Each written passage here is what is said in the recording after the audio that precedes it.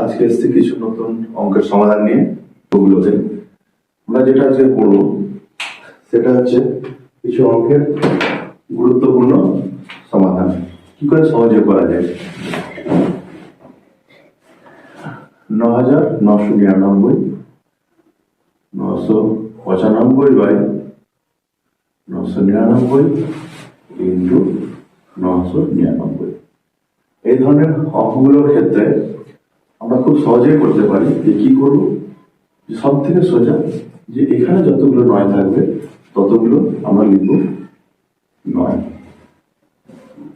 এখানে যতগুলো ৯ থাকবে ততগুলো লিখবো আমরা 0।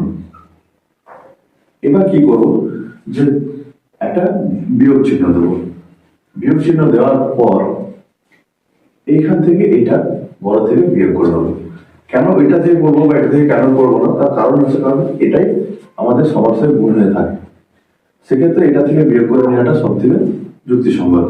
এটা থেকে বিয়োগ করে তাহলে 4, এইটুকু যদি আমরা বিয়োগ করি তাহলে অঙ্কটা কিন্তু এসে যাবে।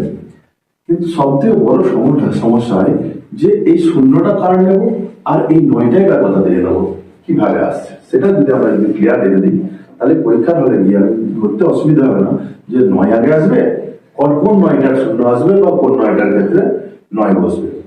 সেক্ষেত্রে আমরা এই যে সংখ্যাটা আছে সামনে, এই সংখ্যাটাকে আমরা ভাগ করবো কি করে, শূন্যের ফিগারে, এইটা -1। তাহলে এইটা যদি মাথায় থাকে যে এখানে আমাদের শূন্য ফিগারে ভাঙতে হবে, যে 9,999 থেকে আবার 10,000 -1 করলে 9,999 চলে আসবে। সেক্ষেত্রে আমার সুবিধা হয়ে যাবে যে এইখানে যদি 999 এখানে গুণ হয় তাহলে 1-এর সঙ্গে 999 থাকবে, বাকি 16টা এখানে পড়ে থাকবে। এটাই সব থেকে সমস্যা হয়ে দাঁড়ায়, যেটা আমাদের পরীক্ষা হলে মাথায় থাকে না। তাহলে এইটুকু ট্রিক যদি আমরা মাথায় রাখি তাহলে খুব সহজে আমরা বলতে পারবো যে এখানে 9গুলো আগে আসবে আর এখানে 9গুলো শূন্যতে বসে আসবে। তারপরে এই দুটোর মধ্যে বিয়োগ করে দিলে খুব সহজে আমরা ওটা শেষ করতে পারবো।